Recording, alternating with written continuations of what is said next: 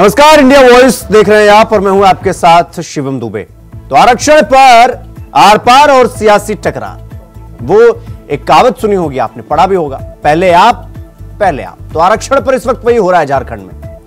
आपको बता दें कि 11 नवंबर 2022 में हेमंत सरकार ने आरक्षण पर 77% आरक्षण का विधेयक पारित किया था। वो आज तक जमीनी स्तर पर जमीन पर लागू नहीं हुआ है। इसी को लेकर इस वक्त ओबीसी के लोग जो है वो सड़कों पर उतर आए हैं और हेमंत सरकार को घेर रहे हैं कि भाई चुनाव के समय में बाकी बीच में तो बड़े बड़े वादे कर दिए गए, वो आरक्षण है कहां। और 77% आरक्षण का उस वक्त विधेयक पारित हुआ था। इसके बाद फिर वो पूरा विधेयक ठंडे बस्ते में चला गया। क्या हुआ, कैसे कुछ हुआ, इस पर हम खुलकर चर्चा करेंगे। इसी पर चर्चा भी करने वाले हैं आज, और कौन कौन से मेहमान इस चर्चा में शामिल होंगे उनसे भी आपका परिचय करवाएंगे। लेकिन उससे पहले हम आपको एक रिपोर्ट दिखाते हैं, देखिए। झारखंड में ओबीसी जातियों का आरक्षण का दायरा बढ़ाने को लेकर बढ़ी राजनीतिक सरगर्मी झारखंड में क्या नया सियासी तूफान लाने वाली है? जी, क्योंकि ठीक चुनाव से पहले ओबीसी संगठन एकजुट दिखाई पड़ रहे हैं। ऐसे में झारखंड की सियासत को ये प्रभावित भी करेंगे। आलम यह है कि राज्य सरकार केंद्र सरकार के निशाने पर है। तभी तो अब ओबीसी संगठनों ने आरक्षण का प्रतिशत बढ़ाने की मांग को लेकर सरकार के साथ साथ राजभवन का दरवाजा खटखटाया है। तो वहीं आरक्षण की सियासत के बीच पहले ही मुख्यमंत्री हेमंत सोरेन की सरकार ने राज्य में आरक्षण का दायरा बढ़ाकर 77% करने का विधेयक पारित किया था। इसमें एसटी को 28%, ओबीसी को 27% और एससी को 12% आरक्षण देने का प्रावधान किया गया था। बकायदा विधेयक को 9वीं अनुसूची में शामिल करने की अनुशंसा करते हुए इसे राजभवन को भेजा गया था। हालांकि लंबे समय तक आरक्षण विधेयक राजभवन के पास ही पड़ा रहा और पिछले साल एक आपत्ति के साथ इस विधेयक को राजभवन ने लौटा दिया। मोर्चा का क्रमिक आंदोलन का प्रभाव रहा है कि राज्य सरकार कैबिनेट में और विधानसभा में 2 बार ओबीसी का आरक्षण बढ़ाने का प्रस्ताव महामहिम राज्यपाल के पास भेजा है, लेकिन अभी वहां पर जो है डंप पड़ा हुआ है। हम लोग लगातार इस मांग को उठा रहे हैं और भारतीय जनता पार्टी अगर चाहती तो इस राज्य में 27% आरक्षण लागू होने में देर नहीं लगती। मैं बाबूलाल मरांडी जी ने जो पहले इस देश के राज्य के मुख्यमंत्री थे, उन्होंने ओबीसी का आरक्षण 27 से 14% कर दिया था। इसलिए हम लोग भारतीय जनता पार्टी से भी मांग करते हैं कि वो अविलंब ओबीसी का आरक्षण बढ़ाने का काम करे और केंद्र में और राज्य में ओबीसी मंत्रालय का गठन हो, जिससे ओबीसी समुदाय सशक्त हो।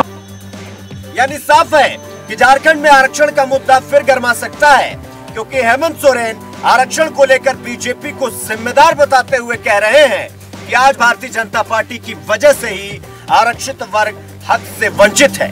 तो वहीं बीजेपी इस इल्जाम को सिरे से ये कहते हुए खारिज कर रही है कि हेमंत सरकार की नीयत ठीक नहीं है। मतलब ये कि चुनावी साल पहले नियोजित नीति रद्द होने पर सियासत हुई, फिर झारखंड मुख्यमंत्री मैया सम्मान योजना को कानूनी दांव पेच चले गए और अब आरक्षण पर आर पार यानी सियासी तकरार।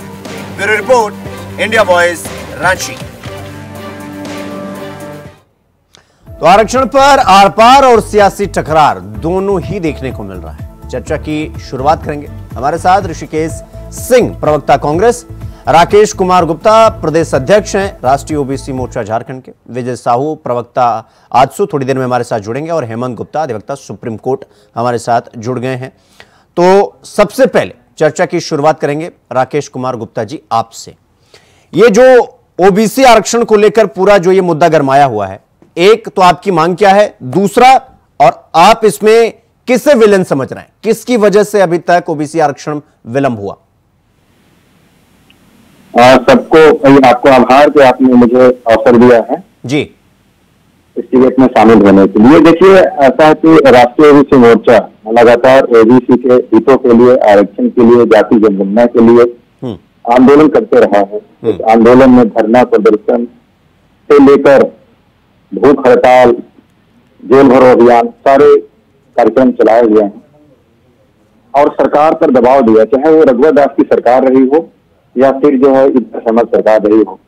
इनको हम लोगों ने दबाव बनाई तो इधर के जो हेमंत सरकार है उन्होंने 2 दफा कैबिनेट में और विधानसभा में ओबीसी आरक्षण बढ़ाने का प्रस्ताव उन्होंने महामहिम राज्यपाल को भेजा है, लेकिन वहां वो जाकर डंप हो गया है। तो इसी को लेकर हम लोगों ने धरना दिया था, महाधरना, कि भारतीय जनता पार्टी भी इसमें अपना भूमिका निभाए और ओबीसी का आरक्षण जो आप ही के कार्यकाल में, भारतीय जनता पार्टी के कार्यकाल में 27% से 14% बाबूलाल मरांडी की सरकार ने की है, वो आप अपनी गलती को सुधारिए और ओबीसी का आरक्षण चुनाव से पूर्व इसे जो है आप लागू कराएं।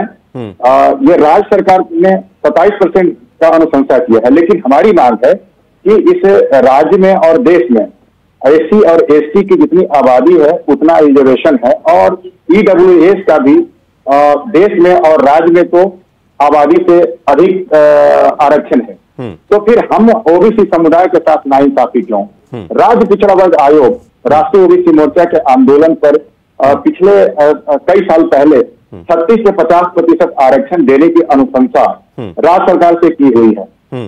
तो अब हमारी यही मांग है कि वो अविलंब जो है ओबीसी का आरक्षण 27 से बढ़ाकर जो राज्य सरकार ने अनुशंसा किया है कैबिनेट और विधानसभा के मार्फत, अब उसको 50% करके उसको लागू किया जाए और जातीय जनगणना हो। जातीय जनगणना नहीं होने से हमारे सारे परेशानियों का सामना करना पड़ रहा हर तरह का। इसके अलावा हम लोग बड़े पैमाने पे आवाज उठा रहे हैं ओबीसी मंत्रालय का, कि ओबीसी की केंद्र सरकार भी ओबीसी के स्वतंत्र मंत्रालय का गठन करे और राज्य सरकार भी करे। और मुझे खुशी है कि कांग्रेस पार्टी ने इसे संज्ञान लिया है और राज्य में ओबीसी स्वतंत्र मंत्रालय बनाने की मांग को इन्होंने जो है समर्थन किया है। मैं पिछले 3-4 सालों से इसकी आवाज बुलंद करते रहा है।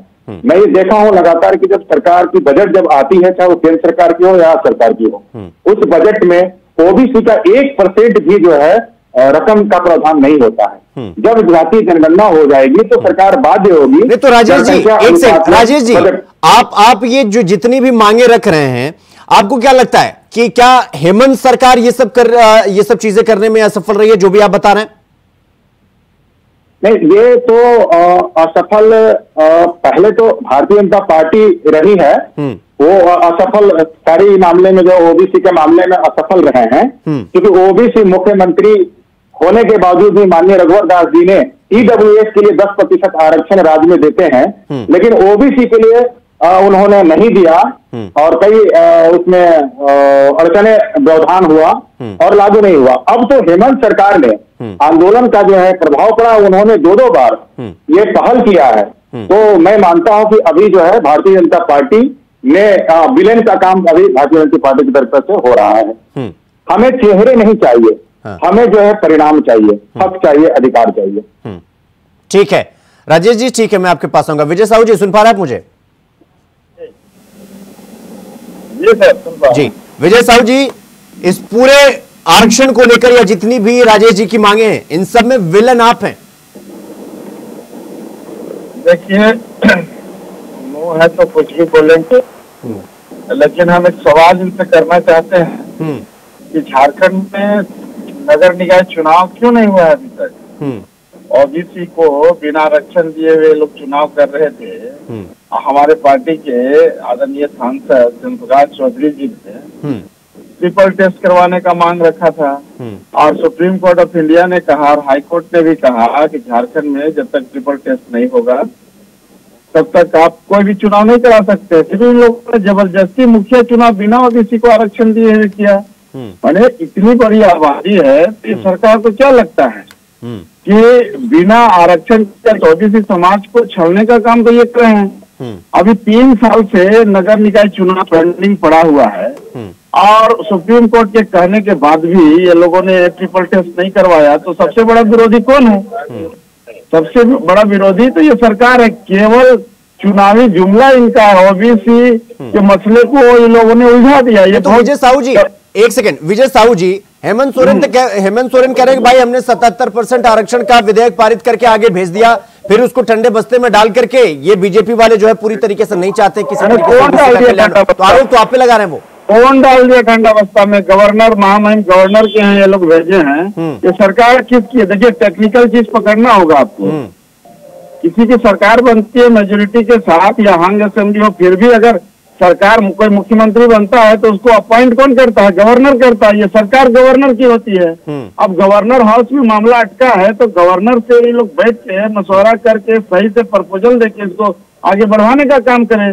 गवर्नर की सरकार है हेमंत सोरेन की सरकार, ना कि जेएमएम, कांग्रेस और भाजपा राजसू की सरकार होती है। ये सरकार टेक्निकली गवर्नर की होती है और गवर्नर पर ये लोग इल्जाम लगाते हैं।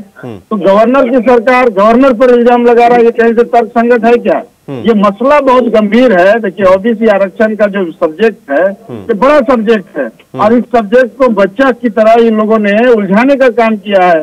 फाइल में टेक्निकल क्लॉज लगाया है। आप क्यों नहीं बढ़िया से प्रपोजल बना के गवर्नर हाउस देते हैं? ठीक है विजय जी, मैं आपके पास आऊंगा। ऋषिकेश जी जवाब दीजिए, आपकी चिट और आपकी पट दोनों आपकी कैसे हो सकती है? मेरे से इन्होंने किया था सर, सवाल मेरे से इन्होंने किया था, मैं उसको जवाब देना चाहता हूँ। राजेश जी मैं आपके पास आऊंगा। देखिए, 2 मेहमान और है मेरे पास, मैं आपके पास आऊंगा। आप अपनी बारी का इंतजार करिए, मैं आपको फिर मौका दूंगा। ऋषिकेश सिंह जी आप जवाब दीजिए। वो कह रहे हैं कि भाई गवर्नर, वो राज्य सरकार हो या गवर्नर हो, सब कुछ तो आप ही का है। वो कह रहे हैं भाई ये चिट भी आपका, पट भी आपका कैसे हो सकता है? और ओबीसी आरक्षण में आप कैसे ये कह सकते हैं कि भाई ये बीजेपी वाले रोक रहे हैं, पूरी तरीके से प्रभावित कर रहे हैं? सरकार आपकी है ना?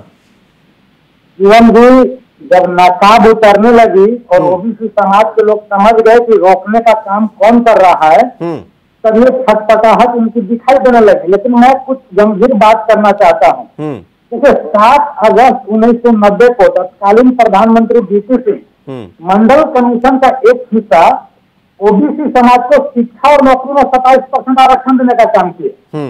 जब झारखंड बना 15 नवंबर 2000 को, उसमें मुख्यमंत्री बने बाबूलाल मरांडी, भारतीय जनता पार्टी की सरकार बनी और सहयोगी पार्टनर कौन थी? आजसू। और भाजपा की सरकार में सीएमजी 27% से 14% किया गया आरक्षण को। इसके बाद बताते हैं कि 2019 तक भारतीय जनता पार्टी की कमोबेश सरकार रही। 2019 तक लगभग 13 वर्षों से ज्यादा भाजपा की सरकार रही। ऋषिकेश जी वो चलिए वो कर दिए। 11 नवंबर 2022 को आप ही ने विधेयक पारित किया ना? अरे आप सुनिए ना भाई सीएम जी, आप तो बीच में टोकने लगे। मैं गंभीर बात कर रहा हूँ। तो 13 सालों से ज्यादा भाजपा की सरकार रही और आरक्षण रहा ओबीसी का 14%। अब आइए 2019 में महागठबंधन की सरकार बनी। 11 नवंबर 2022 को महागठबंधन की सरकार 14% से ओबीसी आरक्षण बढ़ाकर 27% कर दिया और विधेयक को राजभवन भेजा 9वीं अनुसूची में शामिल करने के लिए। और राजभवन में सीएम जी 1 साल से ज्यादा उस मामला को लटकाया गया और राजभवन क्या बोल करके 1 साल बाद लौटाए कि पिछड़ा वर्ग आयोग की अनुशंसा इसमें नहीं है। आप 1 साल तक क्यों लटका कर रखे थे? मैं बताता हूँ कि 24 जनवरी 2024 को राज्य सरकार ने पिछड़ा वर्ग आयोग का गठन किया और पिछड़ा वर्ग आयोग से फिर वो अनुशंसा को पास करा करके और विधेयक पुनः राजभवन भेज दिया गया। तो 14% से 27% करने के लिए। अब ये बताइए कि महागठबंधन की सरकार तो ओबीसी समाज के लिए चिंतित है, 27% आरक्षण कर दिया, लेकिन राजभवन में मामला लंबित है। आपको भी पता है कि राज्यपाल किसके इशारे पर काम कर रहे हैं। पिछले बार 1 साल लगता है, इस बार भी लगता है, लेकिन राज्य की जनता, ओबीसी समाज के लोग जानते हैं कि महागठबंधन ने अपना काम कर दिया, ओबीसी समाज को हक देने का काम किया। अब राजभवन इसको पास करके 9वीं अनुसूची में शामिल करा है और नहीं करा पाती है तो राजभवन का और भारतीय जनता पार्टी और उसका गठबंधन का चेहरा बेनकाब हो जाएगा कि ओबीसी समाज का विरोधी कौन है। और भारतीय जनता पार्टी और राष्ट्रीय की सरकार 27% से 14% करने का काम की और महागठबंधन की सरकार, कांग्रेस झारखंड मुक्ति मोर्चा की सरकार 14% से पुनः 27% करने का काम किया। विधेयक बना के भेजा, पिछड़ा वर्ग आयोग से फिर पास करा के भेजा।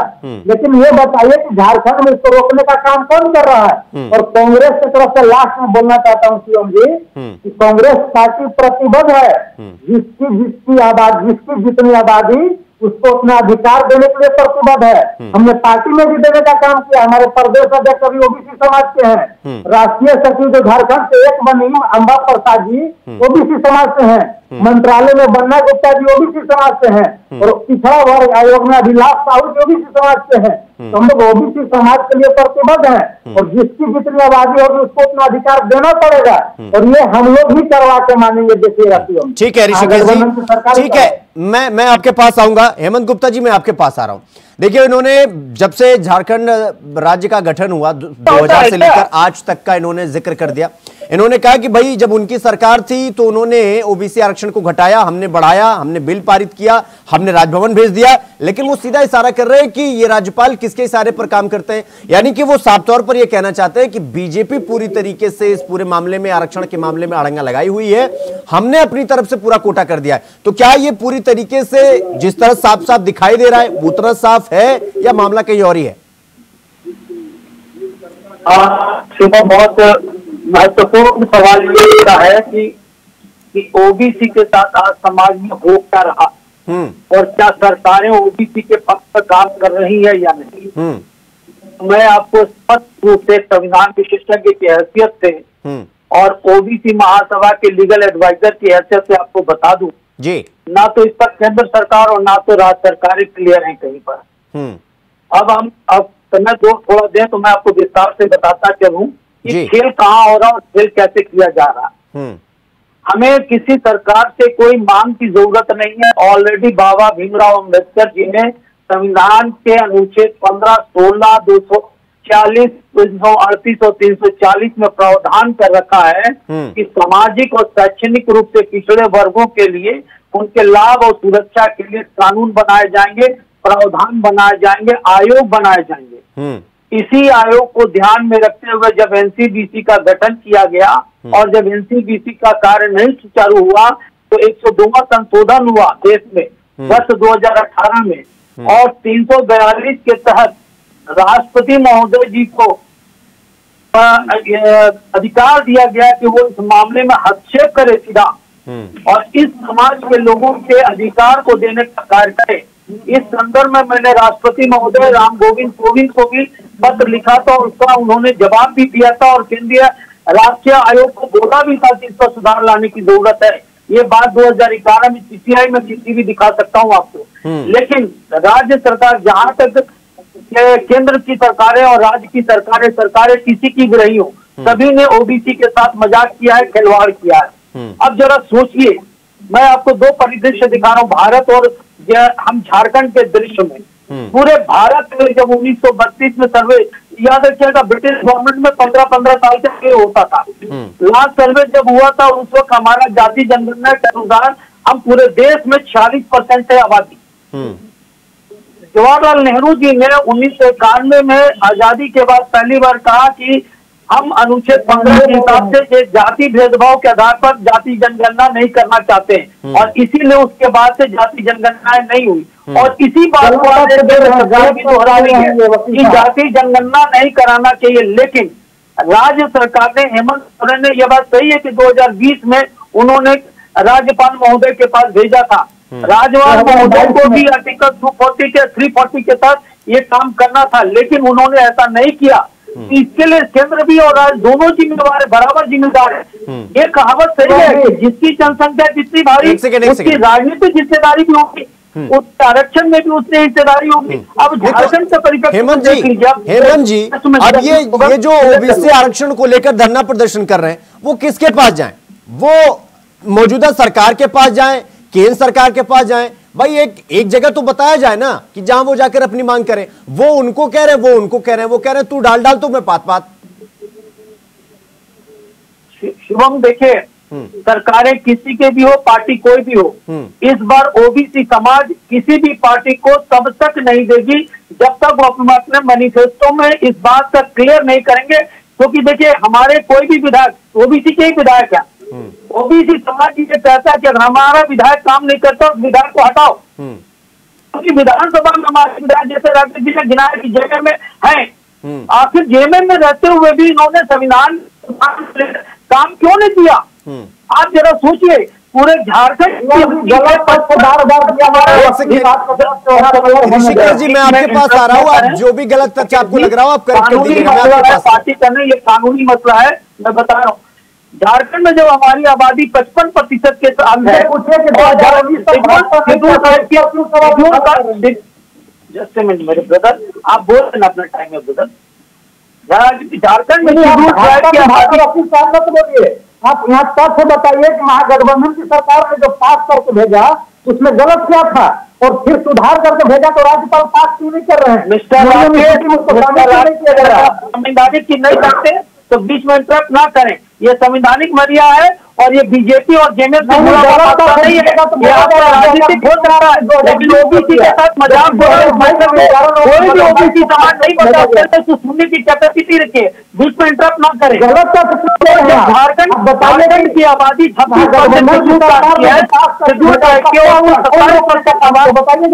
रिजर्वेशन दिया जा रहा है, उसी तरीके से शेड्यूल कास्ट की 11% आबादी है, 10% उसको दिया जा रहा है आरक्षण, और अदर कास्ट की 7.7% यहाँ आबादी है, फिर भी उसको 50% दिया जा रहा है। तो जब झारखंड की आबादी 55% है तो उसको उसके हिंदू से आरक्षण दिया जाए। जब हमारी आबादी इतनी है तो आबादी का आरक्षण क्यों नहीं? ये चाहे केंद्र की सरकार कोई नहीं दे रही है। इसीलिए ओबीसी समाज किसी भी पार्टी को, चाहे जेएमएम हो, बीजेपी हो, किसी के तरफ वो पक्ष में नहीं जा रही है, और सभी ये वोट बैंक बहुत ज्यादा बचने वाला है, क्योंकि कोई भी पार्टी नहीं। गुप्ता जी, मैं आपके पास आऊंगा। ऋषिकेश जी, आप जवाब दीजिए। वो कह रहे हैं कि भाई देखिए, ये दोनों की आपस में मिली भगत है और दोनों सिर्फ वोट बैंक की राजनीति कर रहे हैं और कुछ नहीं। सीएम जी, मिली भगत तो है, साफ साफ जीत गई हेमंत गुप्ता जी और भाजपा का। ये बताएं कि 2014 से 2019 तक झारखंड में ओबीसी समाज के मुख्यमंत्री थे रघुवर दास जी, इन्होंने एक बार उनसे सवाल नहीं उठाया। और महागठबंधन की सरकार जो ओबीसी समाज का आरक्षण को 14% से 27% करने का काम किया, राजभवन से रोका गया, पुनः उसको पिछड़ा वर्ग आयोग से अनुशंसा करा के फिर से भेजा गया और फिर राजभवन में लंबित है। इसकी सराहना करने की जगह, इसमें समर्थन करने की जगह इसमें दोषारोपण कर रहे हैं। ये दिखाता है कि हेमंत गुप्ता जी को ओबीसी समाज से नहीं, महागठबंधन से दिक्कत है। मैं बताता हूँ सीएम जी की कांग्रेस पार्टी लोकसभा चुनाव में भी जिसकी जितनी आबादी उसको उतना अधिकार देने का बात कही। ये किसके लिए कहा गया? जिसका आबादी जितना रहेगा उसको अधिकार मिलेगा। कब मिलेगा? जब जातिगत जनगणना होगा तब। और जातिगत जनगणना का समर्थन कौन पार्टी कर रही है? कांग्रेस पार्टी कर रही है। विरोध कौन पार्टी कर रही है? भारतीय जनता पार्टी कर रही है, उनका सहयोगी दल कर रहे हैं। और हेमंत गुप्ता जी, ठीक है राकेश जी, मैं आपके पास राजेश जी, एक सेकेंड। जातीय जनगणना का इन लोगों ने प्रस्ताव पारित करवाया, जातीय जनगणना हो रहा है, पूछिए इनसे सवाल कीजिए। ठीक है विजय साहू जी, देखिए एक सेकंड, आप लोग जैसे बोलेंगे वैसे नहीं चलता है ना। मैं डिबेट कर रहा हूँ, मैं जो पूछूंगा वही जवाब होगा। अपने अपने हिसाब से किसी का एजेंडा नहीं चलेगा सर। एक सेकंड राजेश जी, मैं आपके पास आ रहा हूँ। राजेश जी देखिए, बीजेपी और जेएमएम के बीच में आरोप प्रत्यारोप चल ही रहा है। सबका आरोप आपके ऊपर है कि भाई टाइमिंग को लेकर चुनाव अंदर नजदीक आ गया, चाहे इनकी हो चाहे इनकी हो, तो आपकी टाइमिंग को लेकर सवाल है। ये सवाल कोई नहीं कर सकता है। राष्ट्रीय ओबीसी मोर्चा इस राज्य का प्रतिनिधित्व लगातार जो है, वो चाहे हेमंत की सरकार हो, रघुवर दास की सरकार हो, या फिर जो है केंद्र की सरकार हो, ओबीसी के मुद्दे पर राष्ट्रीय ओबीसी मोर्चा मुखर रही है। इस हेमंत सरकार का जो है 5 दिवसीय धरना देकर ट्रिपल टेस्ट कराने की जो है मांग हम लोगों ने किया। हम लोगों ने जो है उपवास करके मांग करने का काम किया। हम लोगों ने राज्यपाल महोदय से मिला जब मुखिया चुनाव जो हो रहा था बिना आरक्षण का, तो वहां पर क्रमिक आंदोलन चलाया था। और साथ में महामहिम ने बोला, मैं कहा कि रोकिए इसे। और मैं सवाल ये करता हूं, खैर मैं भटकना नहीं चाहता उस ट्रिपल टेस्ट को। हम मानते हैं कि राष्ट्रीय ओबीसी मोर्चा का भी बहुत ये भूमिका है रोकने में। अभी आते हैं ये आरक्षण के मुद्दे पे। आरक्षण के मुद्दे पर मैं 2 साल तक चुप रहा था। हेमंत सरकार का जो कोरोना काल था, उसके बाद से मैं लगातार आंदोलन करके इनका विरोध किया। ट्रिपल के टेस्ट के लिए तो हम लोगों ने एक आक्रोश मार्च और यात्रा भी निकाली थी महानगर में। तो ये 27% आरक्षण को ये नहीं देने का ये पूरी तरह भारतीय जनता पार्टी का काम हो रहा है। आप बताइए कि ₹1 ईडब्ल्यूएस के लिए आप 70 घंटा में 10% आरक्षण दे देते हैं, और ओबीसी प्रधानमंत्री होकर, ओबीसी मुख्यमंत्री होकर आज तक ये मामला लटका हुआ क्यों है? लटकना तो नहीं चाहिए। आज जो है ठीक है राजेश जी, समय का अभाव है, चर्चा यही रोकनी पड़ेगी। फिलहाल आप लोग की मांग जारी है। ऋषिकेश जी आपका भी बहुत बहुत धन्यवाद, विजय साहू जी आपका भी, राजेश जी आपका भी, हेमंत गुप्ता जी आपका भी बहुत बहुत धन्यवाद समय देने के लिए, होने के लिए और चर्चा में शामिल होने के लिए। तो पूरी तरीके से इस वक्त झारखंड में ओबीसी आरक्षण को लेकर मोर्चा खुला हुआ है और झारखंड मुक्ति मोर्चा है और बीजेपी एक दूसरे पर आरोप प्रत्यारोप लगा रहे हैं। अब देखना होगा कि यह मुद्दा कितनी दूर चलता है और इसका निवारण क्या होता है। चर्चा में इतना ही। देश और दुनिया की तमाम खबरों को देखने के लिए देखते रहिए इंडिया वॉच। नमस्कार।